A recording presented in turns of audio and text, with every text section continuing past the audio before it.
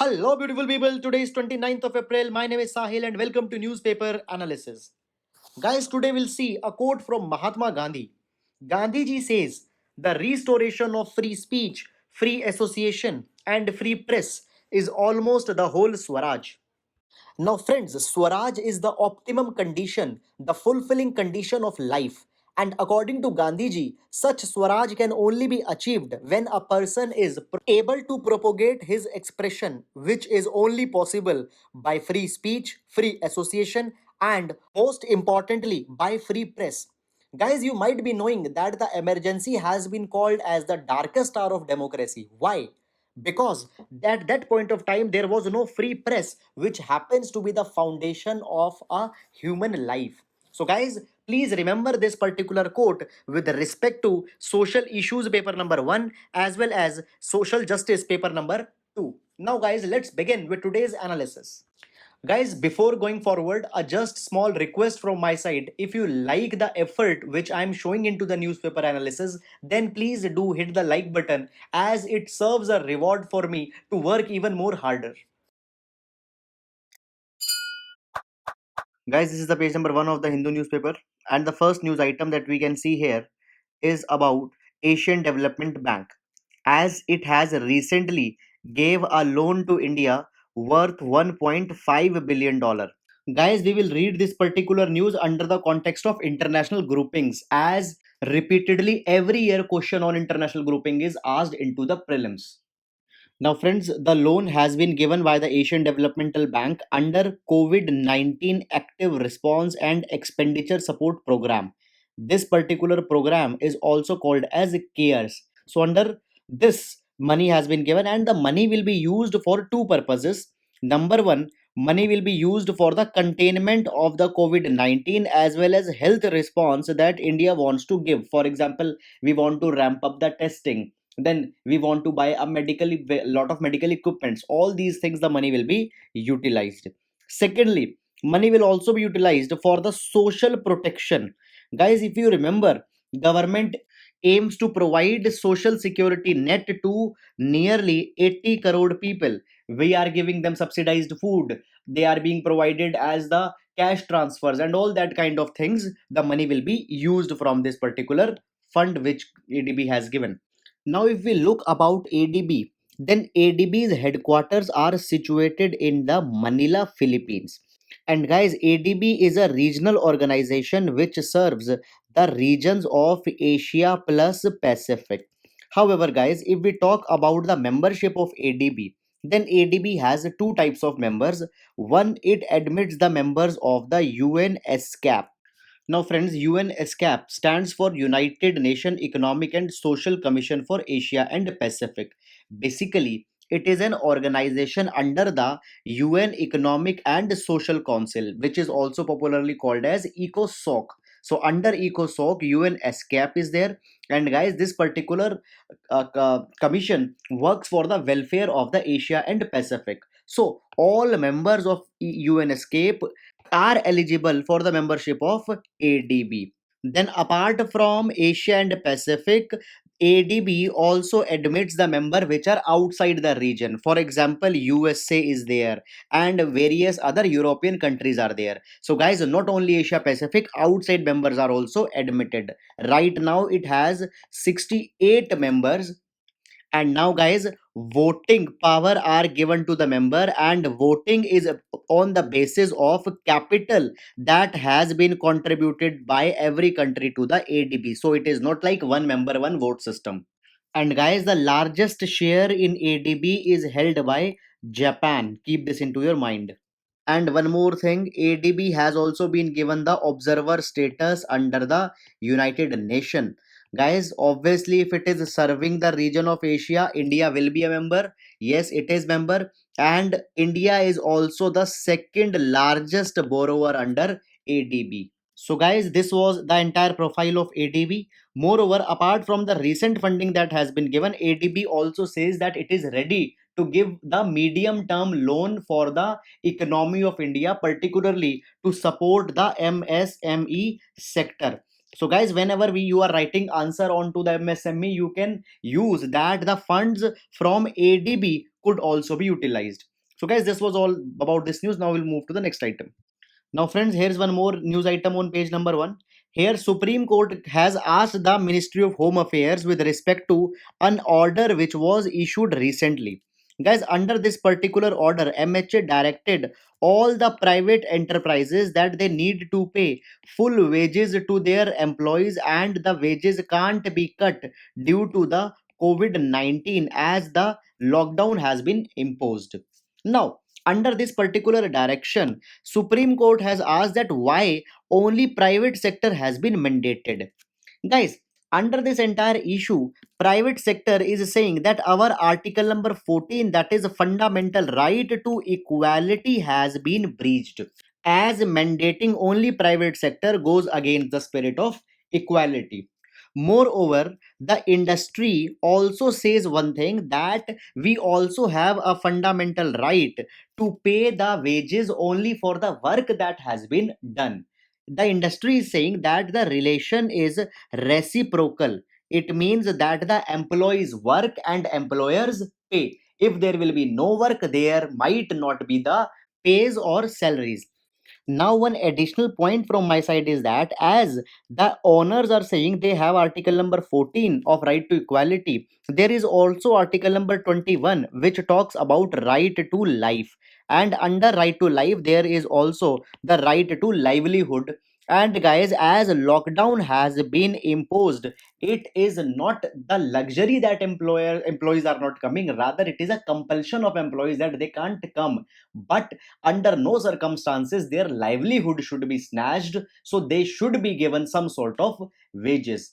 However, it is also not ethical that the entire burden should be imposed on the industries, as then there will be a kind of trade off. You will be saving the employees on the cost of the industries, because they will go bankrupt into the long period of time and will not be able to provide sustainable employment for all the times to come. So guys, in this particular direction, government needs to intervene by providing a proper fiscal package to the industries, and should share the burden of salaries of the employees. Under this direction, some percentage or part of the PM cares fund could be utilized. So guys, this was all about this particular issue. Now we'll move to the next article. Guys, now we'll take an article from the Down to Earth. Now, recently, Gahirmatha and olive ridley turtles were into the news because few days back there was a mass nesting at Gahirmatha, and now the turtles have given their hatchlings. Hatchlings is when they come out of their egg. First of all, guys, Gahirmatha, which has been mentioned here, it is a beach into the state of Odisha, which is one of the world's largest rookery. Rookery means a place where some species gave birth to their offsprings. Now, guys, near the Gahirmatha, there are two islands which are called as Nasi 1 and Nasi 2. So, in these two islands, millions of olive ridley turtles have been spotted. Now, guys, if we talk about olive ridley turtle, they are also called as Pacific ridley sea turtle. And guys, they are found into the warm and tropical waters into the Pacific as well as Indian Oceans. They can also be found into the Atlantic Ocean, but into that part of Atlantic Ocean where there are warm water. So they are warm water loving species. Now, guys, when we talk about their IUCN status, they have been categorized as vulnerable under IUCN's red list. Keep this thing into your mind. Now, guys, I have told you that Odisha is the largest mass nesting site, and there is Mexico also, and Costa Rica, which are the other famous sites for the olive ridley turtle. Now, guys, they are famous for their mass nesting, and this mass nesting is called as Arabidas. Please remember this also. And lastly, as I had told you that it is world's largest rookery of olive ridley turtle.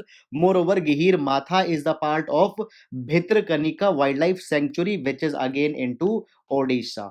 Fine, guys. Please remember this thing. And apart from Gahir Matha, there is Rishi Kulya also, which is an important site in Odisha only. Fine. So this was about the olive ridley turtle.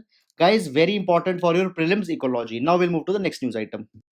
Now, friends, here's a news item on page number 4, according to which the animal poaching incidents have increased very rapidly during the time of lockdown. Now, guys, with respect to environment, we will see certain species which have been mentioned into this article. Now, first of all, the four species have been mentioned into the article. They are the black buck, chinkara, peacock, and grey francolins. Now it is being said that all these species are being hunted down and their poachings have been increased, and the major reason for which they are being poached is because of the meat of these animals. Now if we talk about the IUCN status of all these animals, then all have been given the status of least concerned. Guys, keep this into your mind, all have been given least concerned on IUCN red list. However, under the Wildlife Protection Act of 1972, they have been given the status of endangered. So please don't get confused. Now, guys, poaching incidents have been increased in all the protected areas into the Rajasthan, but most notably, they have been increased into the Ranthambore National Park.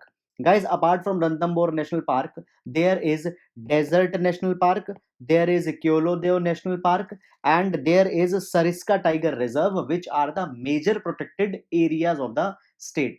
Now, guys, there are two communities also which have been mentioned into the article. One is the Bishnoi community. Now, guys, Bishnois are the environmentalist community and they are involved into the preservation of animal species and particularly the black buck.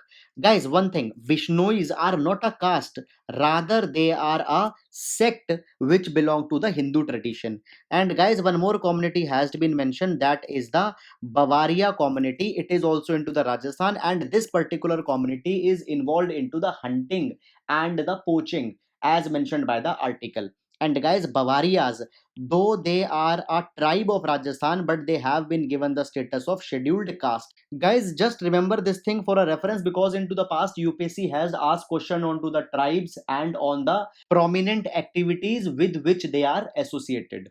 Guys, now we are into the editorial section, and the first editorial is discussing that how recently Reserve Bank of India has provided a fiscal package for the mutual funds. And in this particular context, this particular step has been taken because of the Franklin Templeton issue. Friends, first of all, we had discussed this entire issue into the yesterday's newspaper discussion. You will find a link to this particular discussion here into the I button. You can check it out. Now, today we will discuss certain key concepts which have been mentioned here because they could be useful for your prelims as well as mains. Now, friends, in a nutshell, mutual funds are facing a problem because the people are withdrawing money from the mutual fund because of the economic miseries that had came with the COVID-19, and now mutual funds are in a problem as they can't give money to all the people because of the liquidity crunch.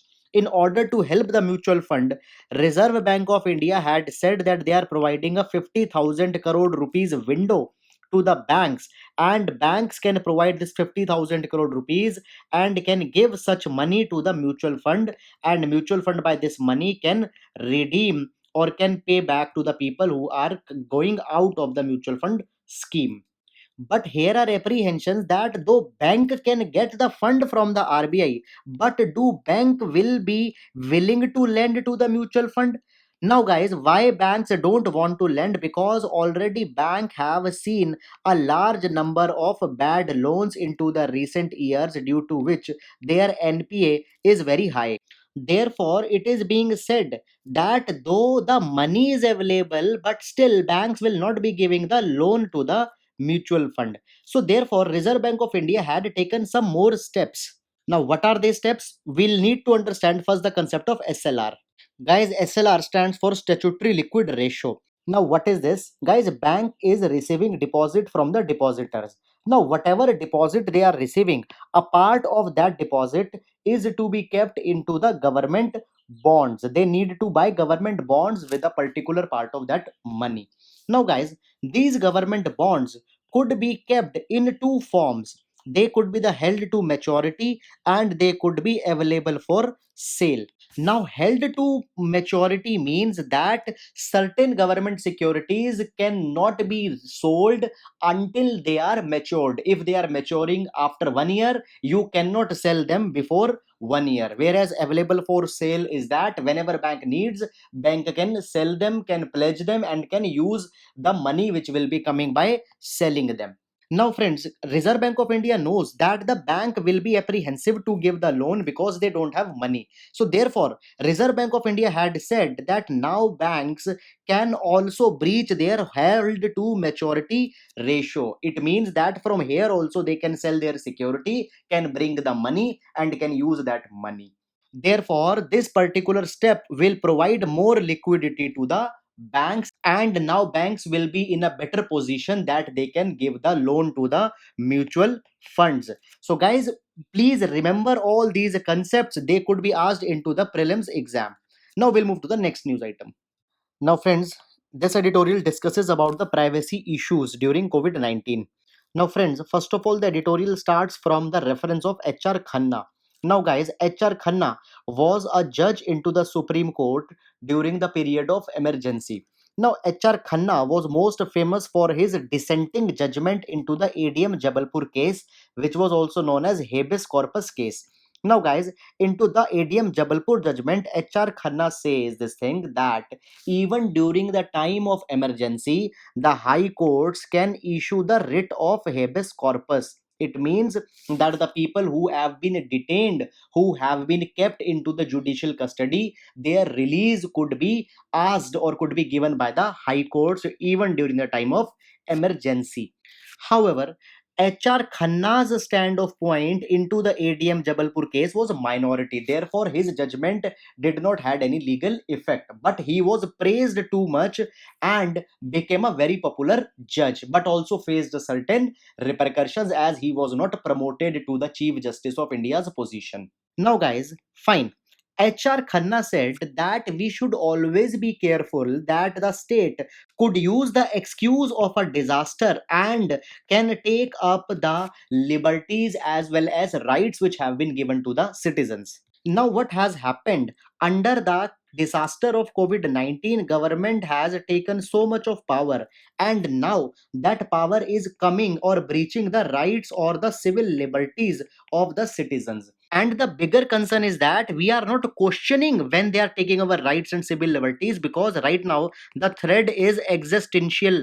It means that we are threatened, that our own existence is in question, and right now these things does not means such a big deal. But the problem is that even when the threat will go, the state will not lose the control over the powers that it has taken and continually will be denied our rights. Now, which rights are most endangered? They are the right to privacy and dignity. How these rights are being hampered? Government is using technology in this particular regard. Now, technology is being used at three ends. First of all, government is making the list of suspected people or people who have been infected by COVID-19, and that list is being shared across the different departments. Secondly, government is using the geofencing in order to control the movement of infected people. Guys, what is geofencing? I will tag your mobile location that whenever you will go out of this particular region, I will get an alarm. So in this case, I will restrict your movement to one particular hospital or to your home, and the moment you will step out, I will get a message and I can control your movement. So geofencing is being used. Third, contact tracing. For this particular thing, Arogya Setu app is monitoring the movement of people and where they are going, with whom they are coming in contact, what are their people into their vicinity.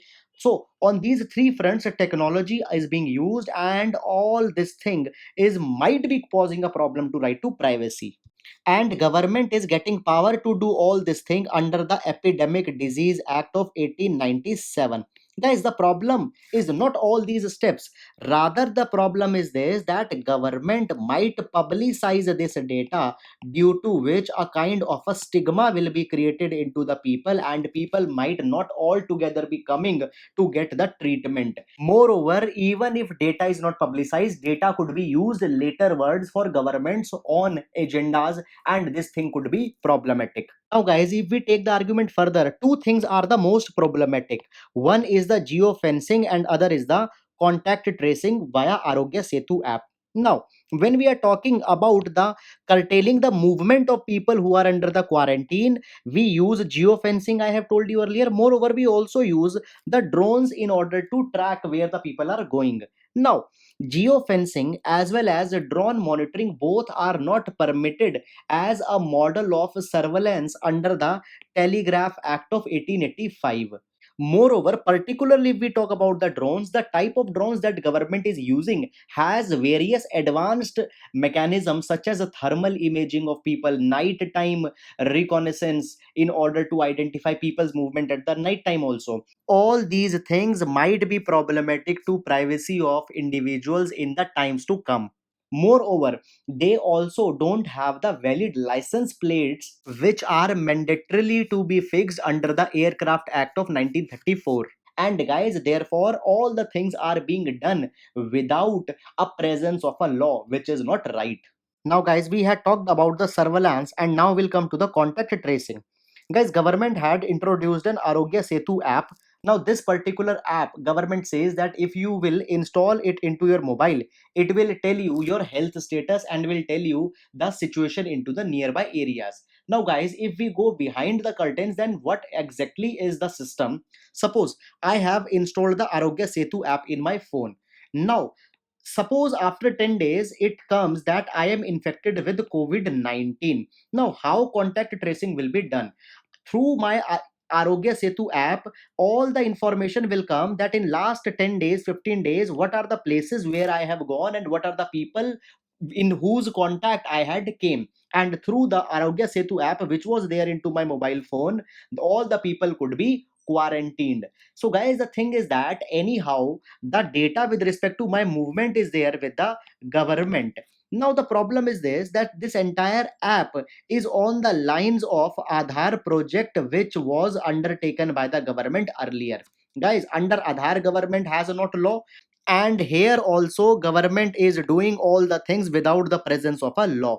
Here under Aadhaar, sensitive information was being collected. Here the sensitive information is being collected. Therefore, this particular thing could be invasion of privacy. Moreover, friends, with respect to the privacy policy, there is still no clarity as when and where government will be using the data which has been generated. Will it be destroyed or will it not be destroyed? Moreover, friends, please keep this thing into your mind that there is no data protection law, and when it is not there, then the use could be boundless. So, guys, in all these matters, our civil rights are being hampered, and particularly the right to privacy, which was recognized as a fundamental right into the Puttaswamy judgment of 2017.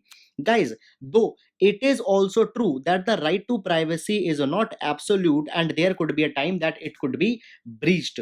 But into the Puttaswamy case, the Supreme Court had said that it could be breached only if it satisfies the three parameters. First of all, you can breach the right to privacy on the basis of legality, on the basis of necessity, and the basis of proportionality. What does it means?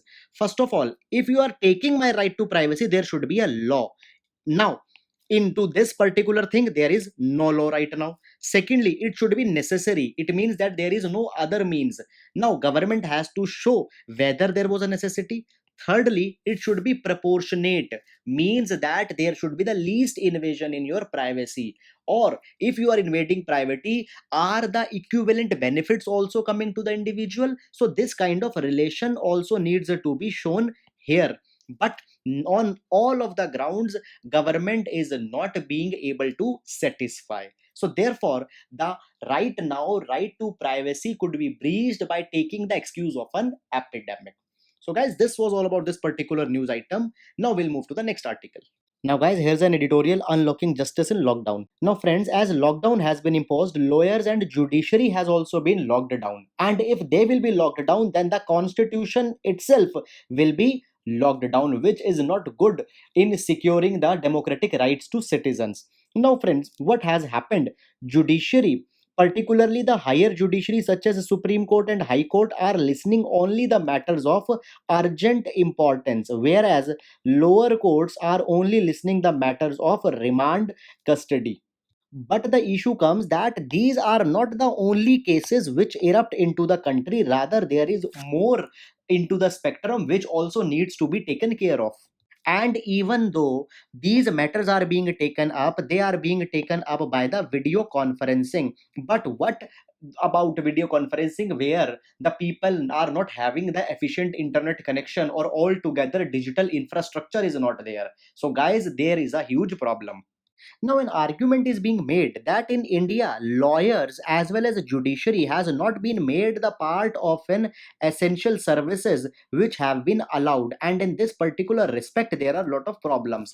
For example, large number of people are being arrested for various crimes such as communal violence that erupted in Delhi. Now, in this particular respect, we need to recall the article number 22 of Indian Constitution, which is a fundamental right.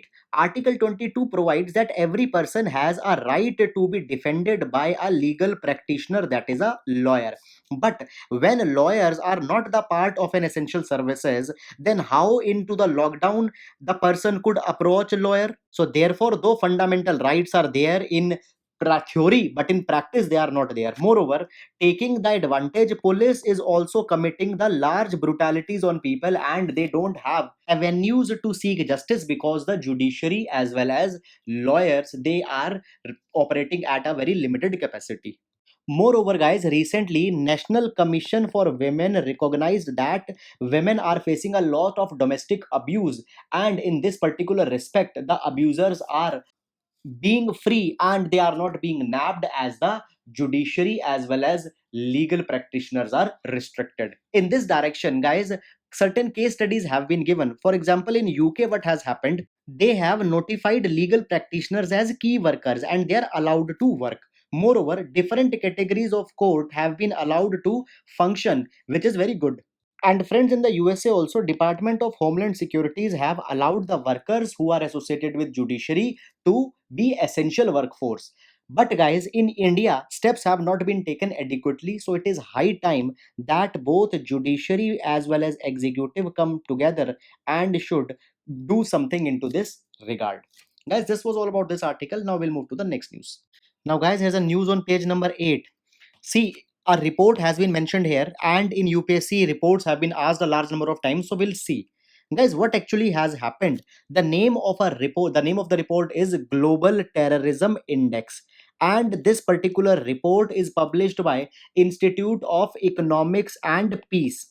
Now, according to the Global Terrorism Index of 2019, India has been ranked at 7th position and has been regarded as the worst country impacted by the terrorism. Guys, in this particular respect, Niti Aayog has questioned the methodology of the IEP, that is Institute of Economics and Peace, as how they are coming at the ranking. Moreover, into the report, Niti Aayog has also asked the funding sources of IEP. Guys, last year India was at the 8th position, but now it had slipped to 7th position. Now, why India is concerned about this news? Because it impacts the investment sentiments into the country. Guys, if we talk about IEP, this is a think tank which is based primarily into the Sydney, Australia. So guys, please just remember this thing for your prelims. Now guys, there is one more news item onto the page number 8. First of all, this particular thing might not be directly usable for the prelims, but can be used as a passing reference when you are writing answer onto the secularism or onto the religious diversity in India. Now friends, according to this particular article, the US Commission on International Religious Freedom has downgraded India to the lowest ranking, that is countries of particular concern. That's it. Now, why it has done this? Because of particular things which have happened into the past, that is the Citizenship Amendment Act, National Register of Citizens, anti-conversion law, and the situations in Jammu and Kashmir. Guys, it says that India is not following the secularism into the spirit as it had mentioned into the preamble of the constitution. Guys, India had criticized the report. Why? Because India has been placed into the category where the countries such as North Korea or China are placed. India has been termed as a rogue nation, which is not good for the soft power of India. Friends, India has been a land which have always accepted the people by open arm. India is a land of Buddhism, and we have been always a hospitable and welcoming country. This is the concept of soft power. We might not be having hard power such as naval fleet and all these kind of things. We might not be having the kind of defense comparable to the USA as well China, but soft power is the wealth of India, and this particular report questions it. Use it into your GS paper number 1 if a question on this line comes. So guys, that's all. Now we'll move to the next news item. Now, friends, here's a news item according to which UNICEF has warned that South Asia might be facing a new crisis soon. Why? Because children are now missing the vaccination. Guys, it has been observed that various vaccinations, for example, polio, rubella, measles, etc., have been stopped. Now, why they have been stopped? Because of two reasons. First of all, because of the partial lockdown or full lockdown which is going on into the countries. Second reason is that because right now the supply chains international as well as national are broken, therefore there is not enough stock of the vaccines which could be administered to the children. Therefore they are not able to do that particular thing. Now, guys, if we see, Bangladesh and Nepal have halted the measles and rubella campaign, whereas Afghanistan and Pakistan have suspended the polio drives due to pandemic of COVID-19. Now, this thing is very much disturbing because as far as health workers are taking hygiene precautions, vaccine could be administered. Moreover, guys, according to the UNICEF, there are 4.5 million South Asian children which have missed their routine immunization even before the pandemic. So, such things are very much disturbing, and urgent steps should be taken into this direction. Guys, one massive evacuation plan is going on for the Gulf region. I had told you that a large diaspora is living into this region, and because lockdown has also been imposed into these countries, and secondly, oil prices have gone down substantially. Therefore, the diaspora or the people have faced unemployment and now they want to come back. But because the flights are discontinued, they are not able to come back. Therefore, in this direction, the naval ships, Indian Air Force, and Air India will be lifting the people from the Gulf countries. However, planning is still going on, and for this particular respect, if some name is given to this exercise, we will see that what particular name is being given. However, nothing much more important right now into this particular news. So, guys, this was all about today's news articles. Thank you so much.